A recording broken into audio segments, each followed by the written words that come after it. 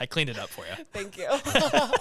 Shelby, how you doing? I'm good. How are you, Aaron? Not too shabby. I guess you're sitting with me today. Yeah. How the heck are you? I'm doing good. I'm doing very well, actually. Today it's a Monday. It's a little gloomy outside, but inside here in the walls of Bing Bang, it is perfection. The energy is high. It is very high. Clearly, especially after the guest we just had on, she was awesome to talk about her Ingersoll live event.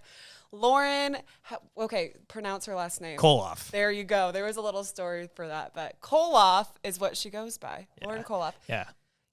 You know her from the Register. Yep. Lauren and I kind of grew up of sorts when we were at the Des Moines Register. She and I both worked on the producer desk. We're really close friends. We just kind of had that kind of working relationship where we just bounced ideas with each other, kind of went through similar strengths, successes, pain points, and yeah, she was a really good friend. And yeah, learning more about her story with kind of where her stops were post Register career was is an awesome listen. So I think all of our viewers and listeners will enjoy it. And obviously with her current role as the executive director of the Avenues of Ingersoll and Grand is really cool to see her career blossom. Yeah, and we learned that she is not only the executive director, but she is the contract So many hats. So many hats. I looked at her. I'm like, how are you doing it all? God bless her, because that's a lot to take on, especially by yourself. Yeah, I envy her. But we're all kind of in that position, right? Mm-hmm. We're all trying to grow and to learn and just to really just learn on the fly. I mean, totally. You are just kind of thrown into the fire, and you've got some support system around you to make sure you're not getting totally burned, but it's all part of the process. Right. Sometimes I always say, just throw me out in the water and hopefully I'll find a way to float. I will, but we're going to get there. But that's how you do your best learning, is when you're sinking. Yeah. And you just got to float to the top. Exactly. So this is your last episode with us as a man without a child. Where are you at with that? I'm ready. I'm definitely ready. Both my wife and I, we're ready for the journey that is parenthood. I'm excited to be a dad. I had a great bachelor party of sorts. Tell us about that. Yeah, so it was a surprise party that my wife, Megan, had thrown for me. It was attended by a lot of close friends and family, including the Bing Bang Boys, mm-hmm. and it was a good time. It was at Smash Park. Had some drinks, played some bags. My dad loves John Schaefer. They bonded pretty quickly. They're bros. They are bros. They are bros. Did you get any new apparel while you were at your dad's party? I did. Yes, I did very much so, Shelby. Talk about this epiphany. I with the whole outfit, the ensemble of kind of that prototype, that stereotype that dads have. It's just kind of like the passing of from boy to man, and I got this like fresh but not so fresh Goodwill donated yellow polo, some jorts with the carpenter's loop, so I can put my hammer or hammer loop, whatever they call it. I got the high socks, brown belt, and then the best of all, I got those New Balances, just those white, fresh, but soon to have green stains from mowing the lawn, New Balances. And it was weird for me to be able to go into the Smash Park bathroom, and I'm changing all the clothes that I had on to this new outfit. And I'm telling you, when I put that New Balance on my feet, I just felt an aura around me where it just went from that boy to man. And I was like, you know what? My chest puffed up, and I was ready to go. I was ready to rock it. I was ready to rock it. Your beer gut grew a little bit? Yeah, my beer gut. Yeah, I don't know why I'm going with my chest and more. Yeah. Like that. I love it. What are you most excited about and most nervous about for being a dad? I don't truly think I'm nervous for anything, because I think it's all part of the growth. I mean, I'd be a hypocrite if I said I'm being thrown into the fire and I'm going to have a support system around me to keep me up. It's just like that I feel for fatherhood, or so the books I've been reading have told me. But I've got a lot of friends and family especially who are ready to be there for Megan and I at any step of the process that we would need them. And there will be struggles, but I'm really excited for those struggles to just kind of grow as a father, which I'm going to be wearing that title very proudly. Like, I think on my Twitter bio, I think it starts off with like husband and soon to be girl dad. And then the client manager at Bing Bang, it's going to be father first, or girl dad first. So I'm really just overall excited for that journey for my daughter. and to experience this with the love of my life. Oh, you're going to be such a good girl, Dad. You're going to be the best. Is she going to be playing some softball? I'm hoping so. Yeah. Papa Fred, he will definitely be the one who's trying to set the T-ball up on the tee by the time she's like 3 months old. So I love that. Yeah. Papa Fred. Yeah. Dang. We all need a little Papa Fred in our lives. I mean, John Schaefer got quite a bit of Papa Fred, so he's going to get plenty more. Plus Sam. I mean, Sam had a good time with Papa Fred as well. Too funny. And I think Rodney as well. Rodney and my dad bonded. Like, they talked a lot about like old like Winterset history because my dad's a resident there. And everyone bonded with my dad, but John Schaefer definitely bonded the most with Dad. And Rodney was a hit, I heard, at the bachelor party. Rodney was a hit. He had quite the dad jokes for me. He always is coming in hot with the jokes. We kind of had this running theme in the office of how we greet each other or say goodbye, and Rodney came in hot with those gestures. So eloquently. We'll leave it at that. I'm glad he made a good impression and represented Bing Bang the best way we know how. For sure. So who are you jealous of this week to put you more on the hot spot? You know, I think I truly am jealous of my kidless self.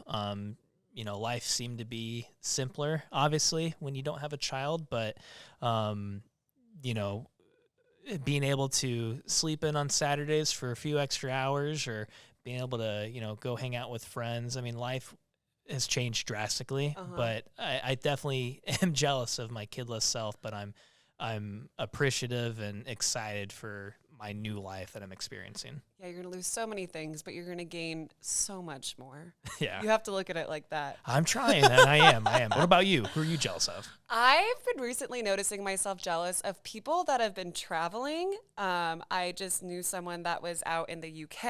I have someone up traveling in the Northeast. Melanie was just in Boston. I'm like, I want to go somewhere and just have a weekend or a week and close the laptop and not have to worry about anything. What about the Alaskan Cruise, like what Lori did? Yeah, the Alaskan Cruise. Would you do that?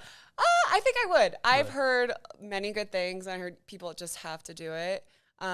So yeah, I would put that on my list if I ever have the money to do it. Yeah, the photos that she had were amazing. I mean, able to see the glaciers, and she went on that expedition with the sled dogs. Yeah. The helicopter going. That too. Yeah. Almost dying. That was pretty cool. Yeah.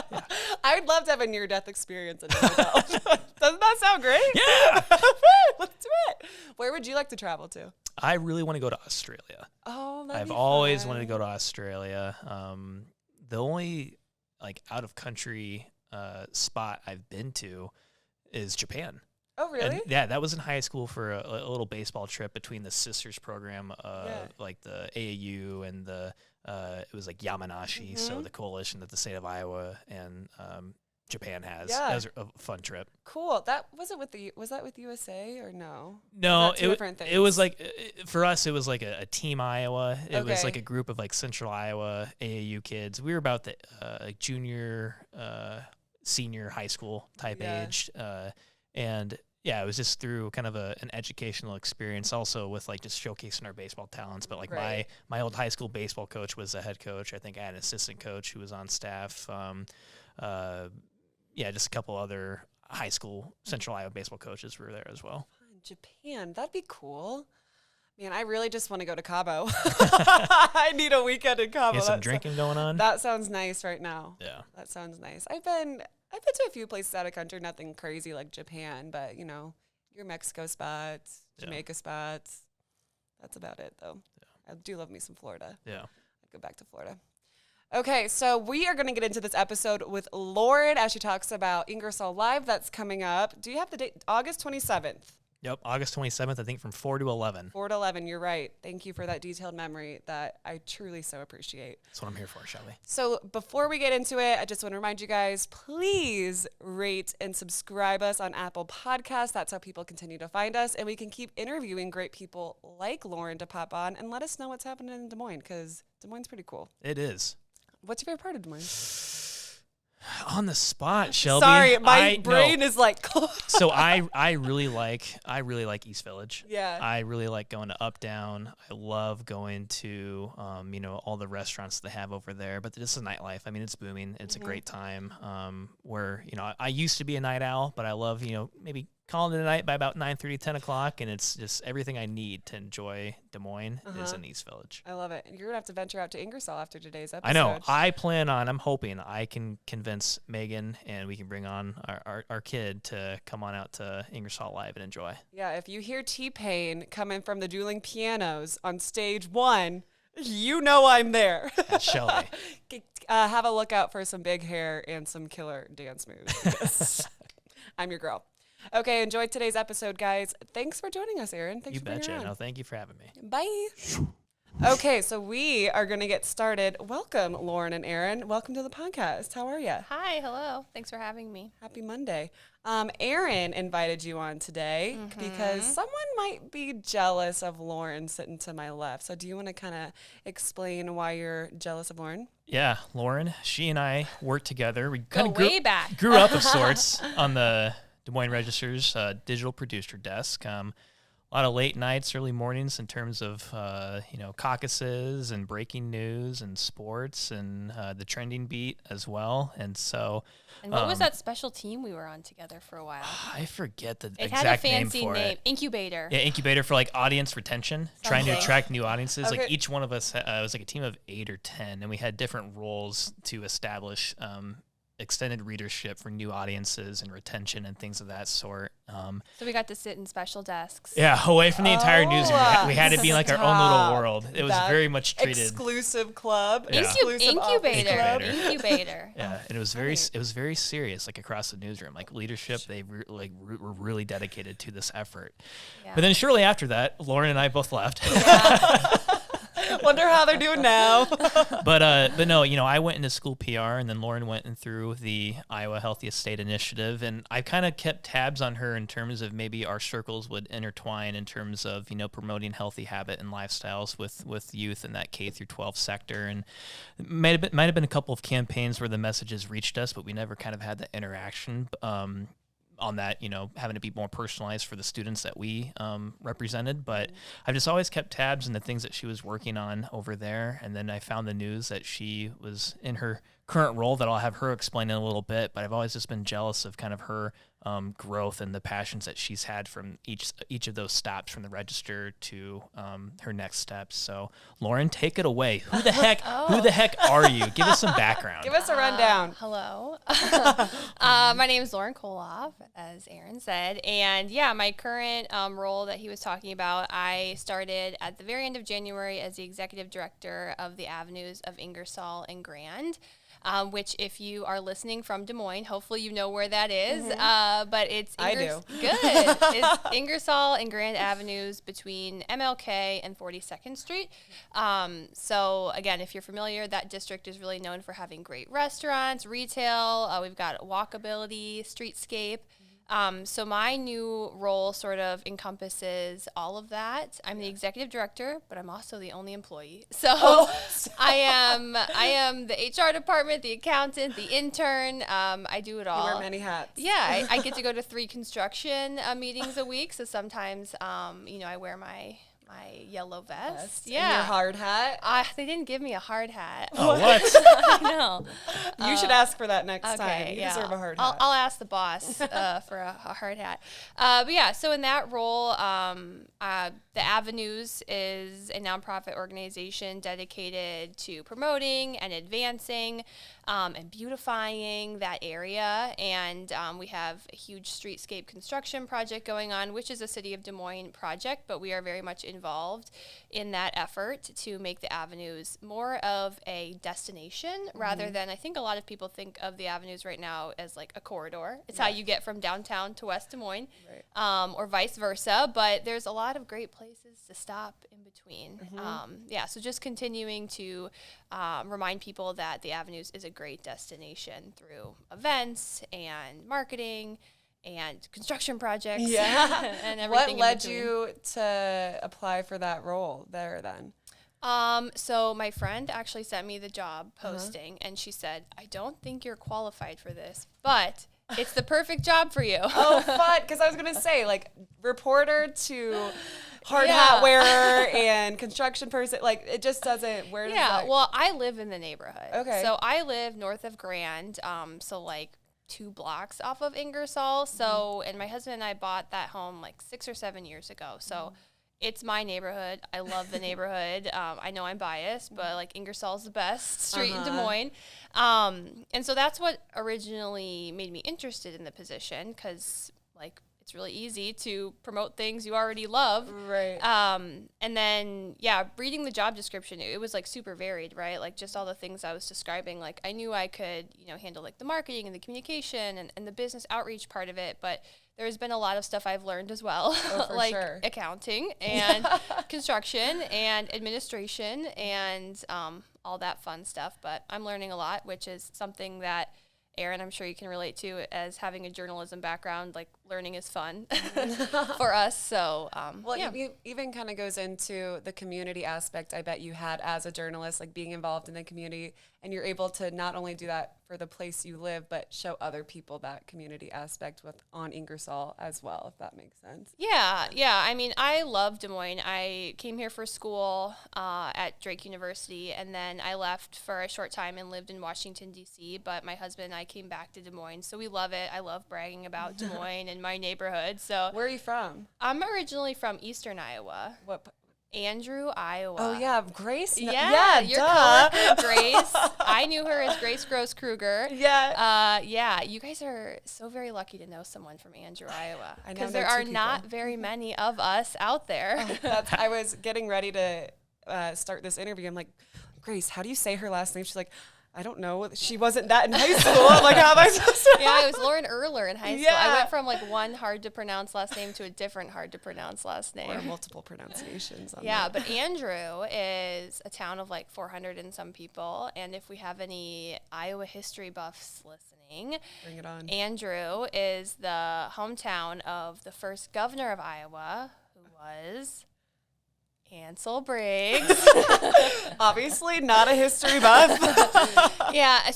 And he's like buried in the Andrew Cemetery. And so I kid you not, our kindergarten field trip, we walked across the street to the cemetery.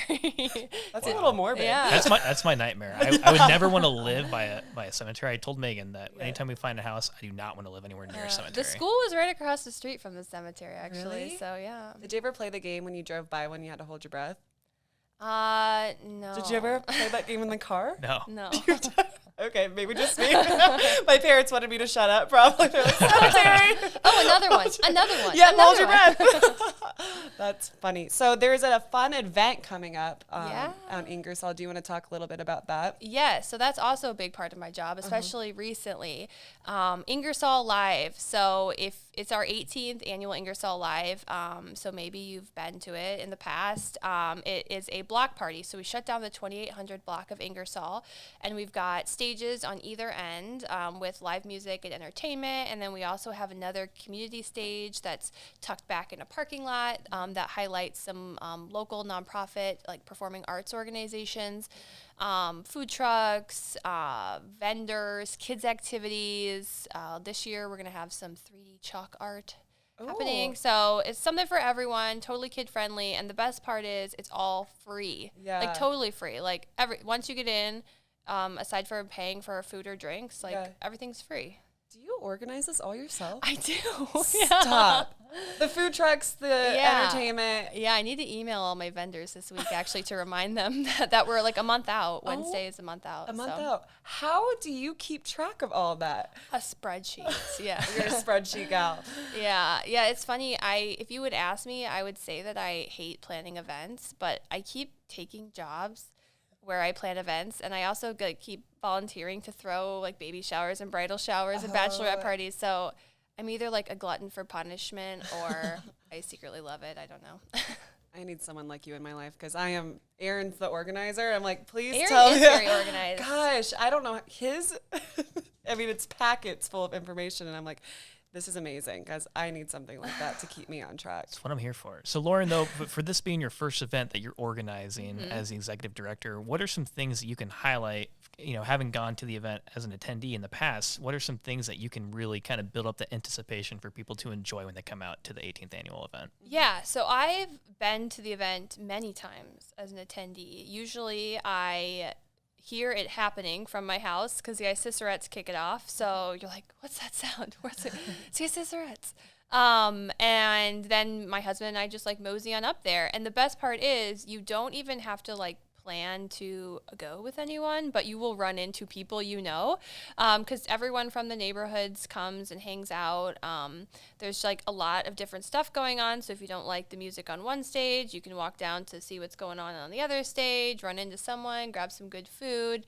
So there's just like a little something for everyone there. And it's also like perfectly timed where it's the week after the fair is over, but before Labor Day, so it's sort of this like end of summer celebration event, and it's just really fun. What are you most excited about for this year's event? I am most excited for the day after Ingersoll Live. Cleanup's done. I just really want everything, since this is my first year, like organizing it, and like technically everything's booked, so like it should theoretically happen. It should work out. Yeah, it should happen. But yeah, I just want everything to go smoothly, and cross your fingers for like good weather. It'll probably be like 100 degrees, but as long as there's no rain, I'll be happy. Right. I can handle the heat. It's the rain that will do something to this hair that you don't want to see.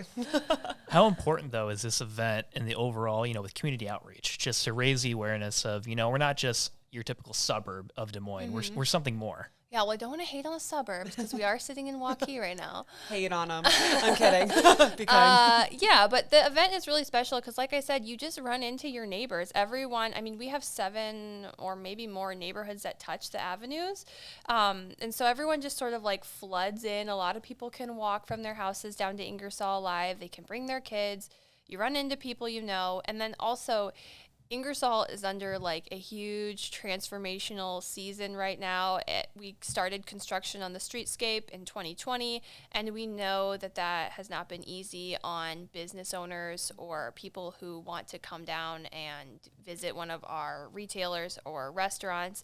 And so it's just a celebration and a reminder to people like, hey, like we've got a good thing going here in Ingersoll, and all the work that we're doing, it's to better the street for decades to come. So yeah, it's meant to be a celebration of community. Fun.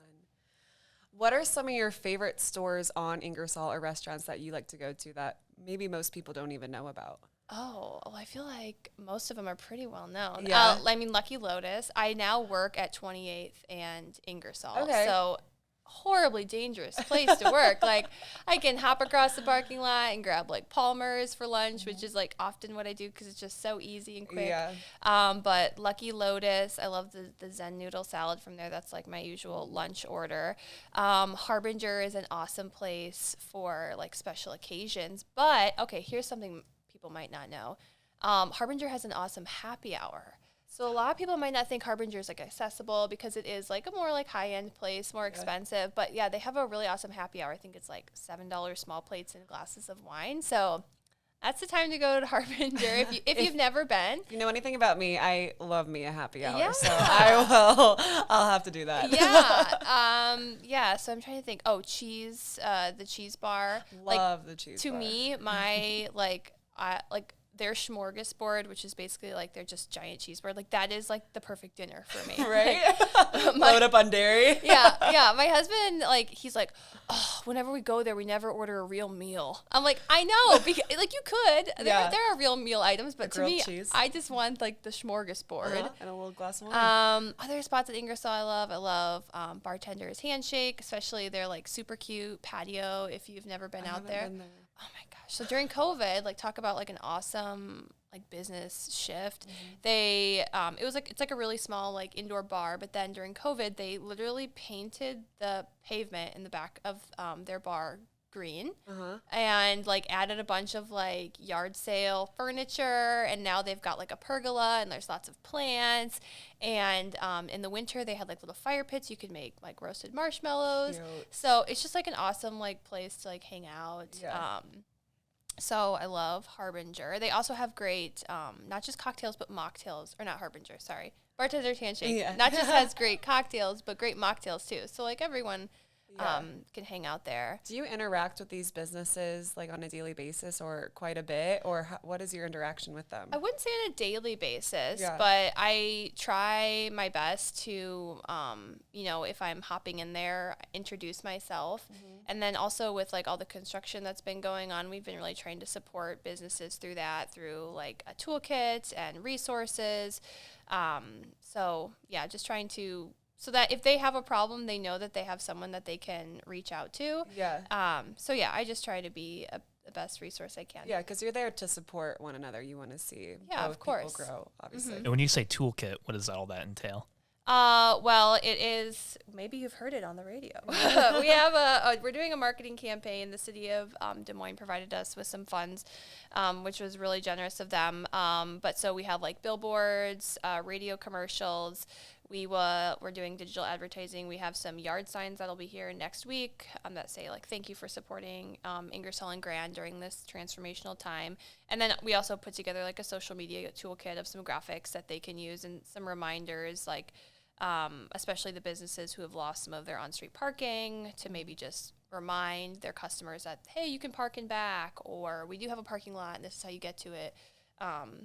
Just some like reminders. That's awesome. That's awesome. How long has construction been going on, and when is it planned to be done? Is there, or does construction take longer than I think in my head? I've learned so much about construction. So the Streetscape project kicked off in 2020. Okay. And so now this is the third construction season. Next summer, they're hoping to take a little break with the Streetscape construction and then pick it back up again the following year. Eventually, the Streetscape, if you've been down to Ingersoll, it's really incredible. It's the first of its kind in the city. So it's like wide sidewalk, flower beds, a raised protected bike lane in red pavement, and then parking, which is underneath the parking is permeable pavers, which helps to absorb stormwater. Oh, great. So it looks good and it's functional. And so eventually that will be all the way from MLK to 42nd Street. By the end of the summer, you'll be able to see it on both sides of the street from MLK to 28th. Oh, great. Yeah. See, small little wins throughout it. We got to remind ourselves about that. Yeah, but then there's like a different construction project happening on the west end of Ingersoll that's related to the sewer. Oh, gosh. Want to talk about some sewage? I know. That project is not as sexy to talk about, but it's very important. We need some boots with that one to go with your vest. Yeah.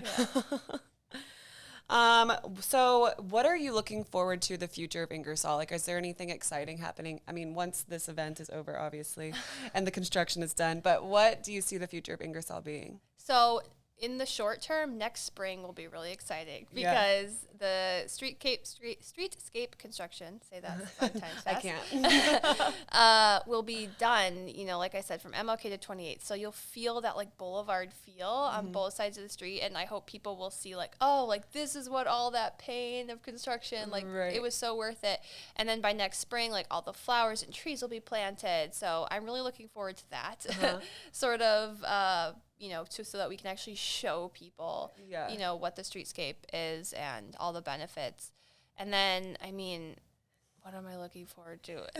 It'll just keep going. And there's some really exciting developments coming on Ingersoll. I don't know if you saw the news last week that the Ingersoll Dinner Theater was just purchased. Oh, cool. And the new owner has plans to, bring it back to its former glory as an arts and culture space and restore it and save it. So that will be a really exciting project to watch in the next couple of years. And then also the Star gas station property on Ingersoll is being redeveloped. So I think there'll be a lot of really exciting projects to watch in the next couple of years. So in those instances, like with the theater and these developers announce these plans, are you part of the conversations from the get-go? Do you have to introduce yourself, or do they work with you kind of prior to them announcing what they plan on doing with the space? Yeah, so we try to be as involved as we can and as involved as the developer wants us to be. So for Ingersoll Dinner Theater, Connor Delaney, the developer who purchased that property, him and I have been, chatting. I think I met with him like my 3rd week on the job or something. So just he's kind of like keeping me in the loop of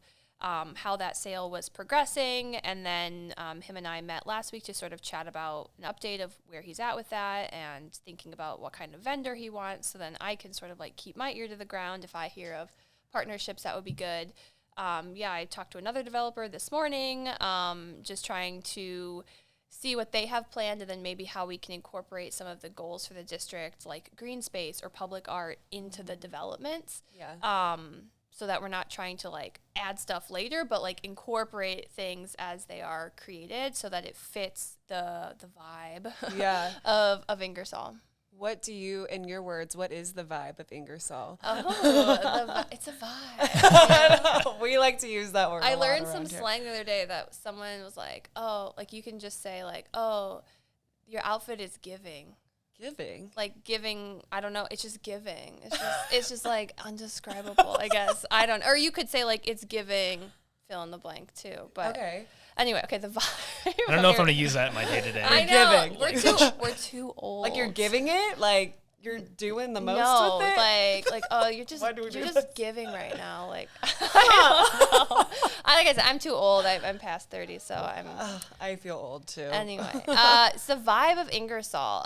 The cool thing is that so it's the avenues of Ingersoll and Grand. I think Ingersoll and Grand really complement each other really well because I think Ingersoll is more eclectic, a really cool mix of old and new, artsy, and colorful.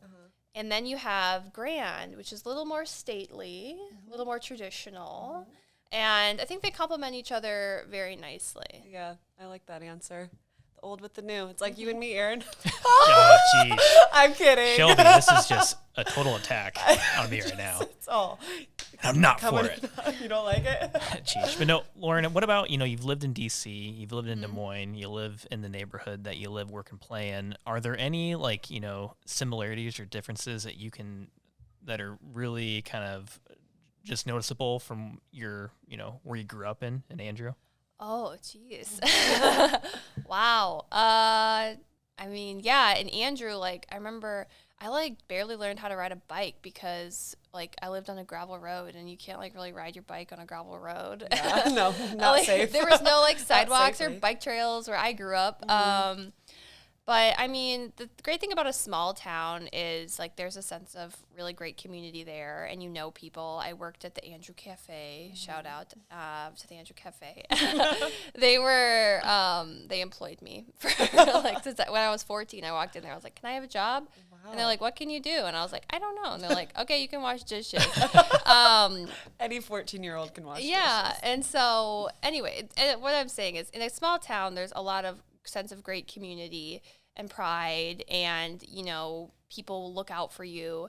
And what I love about Des Moines is that you can, even though we are a bigger city, you can still find your community within Des Moines. So I've built out in my own neighborhood of people I know, and then also you get networks as you work with people. I am also an instructor at Power Life, so I've met so many people through that. So it's fun when you can feel like you have your own community, your own network of people within a larger city. I love that. Yeah, and that's something I probably didn't feel in D.C.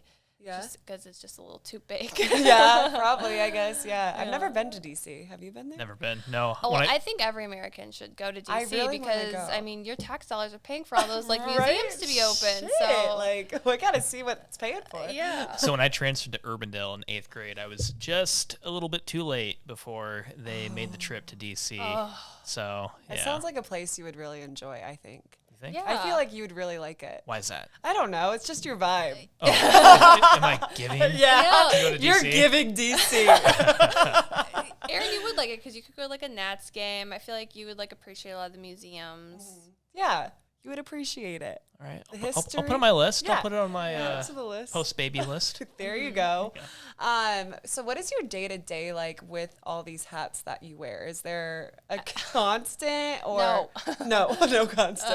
Yeah, every day looks different. So Thursdays are my big construction meeting days. I go to 3 construction meetings on Thursdays. Let's see. What else? Today I'm coming and doing a podcast. This is a fun one. Yeah, I have a marketing committee meeting on Wednesday. So I have a board. So we have board meetings and then we have committee meetings. Let's see. Last week I had meetings with developers or other city or county leaders as I'm looking at what kind of grants we can apply for to get some projects. We're also getting audited right now. Oh, no. So I am like collecting things for the auditor, which is a very unique special form of torture for me. Yeah, that sounds like it. And then also another thing, landscaping. So one of the big things I do is manage our contract with our landscaper, who makes sure all the flowers look good on Ingersoll. It stays clean and well maintained. So working with them on some issues and day-to-day things. Just doing everything you can to keep growing the block. Yeah, and planning Ingersoll Live. Yeah, I know. Well, I was trying to get back to that. No, then I also do like social media. And like I said, we're doing this big campaign right now to try to support the businesses during the construction. So managing some of that campaign work. Yeah. So to go to Ingersoll Live, do you have to pay for a ticket to get in? You just come show on up. in. So what are the That's the dates best for part. that? Let's give the people the details. Saturday, August 27th. Time 4 to 11 p.m. 4 to 11. And so there's 3 stages. And who's like, there was a big headliner or something, wasn't there? So everybody's a headliner. Sorry. Community. Yes. We have a good lineup this year. So we have the June Bugs, which is, and everyone's local, like as hyper local as I could get it. So the June Bugs, and then dueling pianos, and then we have the Faculty Lounge. I love dueling pianos. Yeah. Have you been to, sorry, I have vivid memories from like Hawkeye games. When you go to the bowl games, there's always a dueling piano bar, and I love that. Yeah, so we'll have come on down for the dueling piano. I love Faculty Lounge. I mean, we've got David Maxwell, Valley High School principal on the base. We've got Tim Pilcher, who was my brother's journalism teacher at Hoover High School. Yes, really? Faculty Lounge is, I've heard people refer to it as the unofficial house band of Ingersoll Live. There we go. Because they play like just about every year, and everyone loves them. And they're all like local teachers or administrators. I had no idea. Yeah, and they play like oldies and like funk music. It's good time. And then the Punching Pandas will close out the night. So they're more of like a party band vibe. All your favorite covers. I love a cover. What's your go-to cover to hear? Oh. Do you have one? I don't know. Or like, what would you give the dueling piano people? Oh, well, my husband would request Mr. Brightside. That's his favorite song to request of any cover band or dueling pianos. Let's see. I don't know. I don't have I'm also not one of those person that has like a go-to karaoke song either. What? Okay, we're just talking about that today. So really? Yeah. So where was I for this conversation? I don't think you were at work yet, but O-Town All or Nothing was on the speaker, and Sam, John, and I were just letting it go. That's your that's my go-to karaoke song. Really? There's videos somewhere between my family members of my brother-in-law Jordan and I, after a couple handful of Busch Lights, just belting that tune to the highest octave. I love that. Mine is it definitely depends on where I'm at, but lately I've been into the Chicks. Earl's Gotta Die. Goodbye, Earl. Okay. I will do that one. I was recently at Summerfest in Milwaukee. And I don't know if you guys have ever been to Summerfest. I think it's the world's largest music festival. Yeah. And so my husband's from Milwaukee, so we've been a few times. And my friend from home, Jackson County, her little sister has a band called the Beach Bums, and they were playing at Summerfest. And they played Earl's Gotta Die. And it was so funny because I haven't heard that song in, maybe like 10, 15 years, but I knew every word. Exactly. It's one of those, like, you never hear it, but when you do, you know it. And people will get going with that. Yeah, that was a good one. I was like, dang. I like that one. I'm on a Boat. That's a good one. I'm on a Boat by Andy Sandberg, like Lonely Island? Yeah. Okay. I know every word to that one. That's the only reason I like to do that one. Yeah. But dueling piano, I like to give people a little T-Pain. I'm like, let's see your T-Pain mashup you can do. Buy you a drink? Yeah, I like that one. Yeah. That's a good one. I can vibe with that. I'd like to hear that played on the piano. I know. Well, in Kansas City, they have a dueling piano bar up there in Power and Light. And I had him do that. I'm like, wow, this is a great rendition. Let's keep it going. Yeah, okay, come to Ingersoll Live. Test my dueling pianos. I'm going to have to do it. I'm going to go. Okay. It's Mike and Andy. Those are dueling pianos. I'm going to do it. Okay. Is there any other questions you have for Lauren? I mean, we got to tie it back into the theme of the podcast. Lauren, we got jealous. How would you define jealous or jealousy? Oh, Well, I feel like jealousy is normally like sort of a negative emotion, has a negative connotation to it. Like no one ever wants to admit that they're jealous or envious of someone. We get that too, and that's why we like to kind of highlight it too. Like, it's okay to be jealous, because when you are, that's when it's like, how can I get there to achieve what I'm jealous of in that person? So how can Erin get to, how are you going to achieve? Hey, I have a great idea. We are looking for volunteers at Ingersoll Live. You too can help me play I don't know. Ingersoll That's Live. like 3 weeks post baby. I don't know if we're gonna get out. I don't want to get you in trouble. I'll come as an attendee. I'll come though. I mean, you'll attend, but you won't volunteer. That's okay. We need attendees. Yeah, I'll attend. I'll gladly come. Yeah, bring the baby. Yeah. The baby will love it. 3 weeks old potentially. No worries. She'll hear T-Pain on those pianos and just like go right to sleep. You can. We have face painting for the kids. There you go.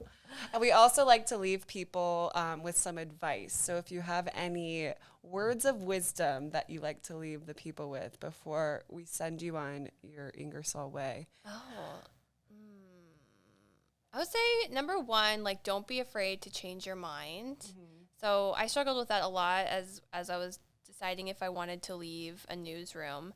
I thought, I said I wanted to be a journalist, so that's what I have to do forever. But like, you can change your mind. Yeah. And so once I kind of like gave myself permission to change my mind, you're allowed to change your mind and try something new. And if it flops, okay, try something else. And then another thing, since I work for a nonprofit and I volunteer with other nonprofits, I think everybody should get involved in some capacity in their community. I mean, Google a cause you care about, and there's an organization, especially in Des Moines, that you can give your time or your money or your talents to, whether it's like volunteering at Ingersoll Live or holding a position on a board. I hold a position on another board in town, and they want young people to come in and step up and share their leadership skills with them. So I would say everyone should get involved in some capacity in something that you are passionate about. I love that. If people want to get involved with Ingersoll Live, where can they go? How can they we follow do you? still have some slots open for volunteers at Ingersoll Live. So if you go to the avenuesdsm.com, you can see the Ingersoll Live tab on top and volunteer here. Should be a big button. There you go. And follow them on social. What's your social? Yeah, the Avenues of Ingersoll and Grand on Facebook, and then Instagram, the Avenues DSM. Great. Tag them in your stories when you go to Ingersoll Live then. Yes, please do. Spread the word. Or anytime you visit anywhere on Ingersoll, like your favorite restaurant or shop. Yeah. When I go to that happy hour. Yes, when you go to the happy hour. I love it. Well, Erin, thanks for bringing Lauren in to kind of discuss this fun event that she's been planning and doing everything for and wearing 80,000 hats for. I appreciate it. You bet, Lauren. Thank you so much for coming on today. Thank you so much. Bye.